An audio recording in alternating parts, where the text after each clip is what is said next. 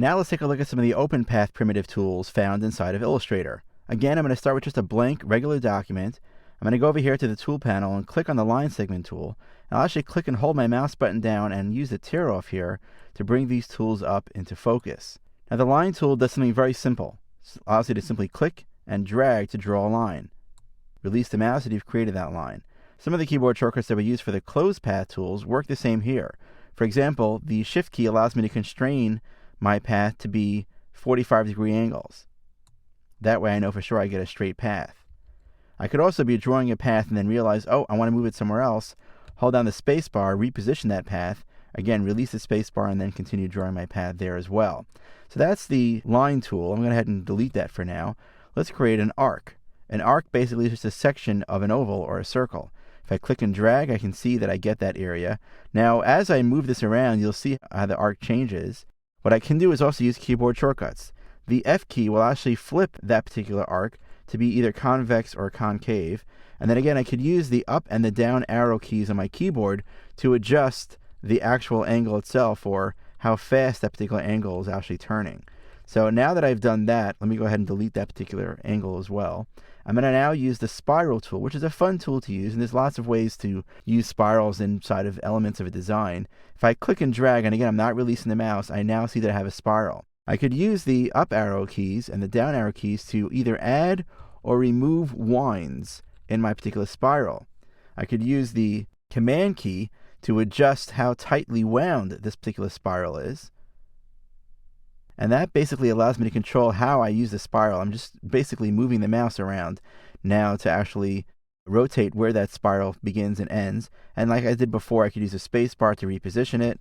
And I could also use the Shift key to basically constrain where that particular spiral begins and ends. So that's how you use the spiral tool in Illustrator. Let's take a look at the other two remaining tools that are here. These are kind of special case ones. This one is called the rectangular grid tool. I use this actually quite often. If you just want to draw out a quick little grid to use, just click and drag. Again, hold the mouse button down as you're doing this. And you see now that I have a whole bunch of rows of boxes. Basically, it's one big rectangle that has a whole bunch of lines drawn both vertically and horizontally that kind of chop it up into these particular regions or these boxes to create this grid. Now, of course, again, without letting go of the mouse button, I can do what I did before. I could use the Shift key to constrain this to be a perfect square. I could use the Option key to draw it out from its center. I could use the space bar to freeze it and then kind of move it around the screen as I need to. But more importantly, specifically for the grid, I can use the up arrow keys to add more rows, and I could also use the right arrow key to add more columns. And again, the left arrow key reduces the number of columns, and the down arrow key reduces the number of rows, which is great as I'm kind of working to do this. What's also pretty cool is some of the other keys that you could use on your keyboard. For example, the F key, the C key, the V key, and the X key all basically control the skew of how these particular lines are drawn. So you can get some really cool backgrounds as you work with this. I'm going to press the delete key now because we'll move on to the polar grid tool, which is also pretty cool. As you click and you drag out, you'll see that right now I'm holding on the Option key, so I'm drawing it out from the center. I have the ability to create almost kind of like a radar chart or a pie graph or something like that. In fact, as I go ahead and do this, it also looks like the grill of a barbecue for that matter. But what I can do is, again, use the keys of my keyboard here to actually use the up and down arrows to adjust the number of rings that appear in this particular grid. I could use the right and left arrows to adjust the number of dividers. Maybe I don't want any of them at all. Maybe I do want a few of them, so on and so forth. I can go ahead and do that very easily. Again, reposition this as I want to. Spacebar lets me move it somewhere else.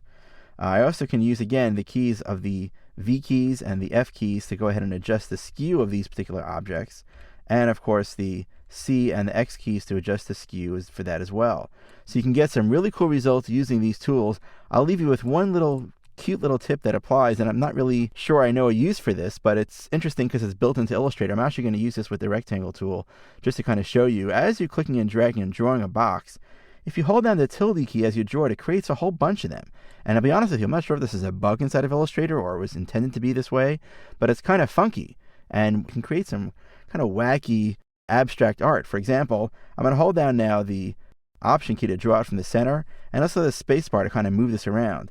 But as I hold down the tilde key also, as I'm moving the rectangle, it's creating these copies.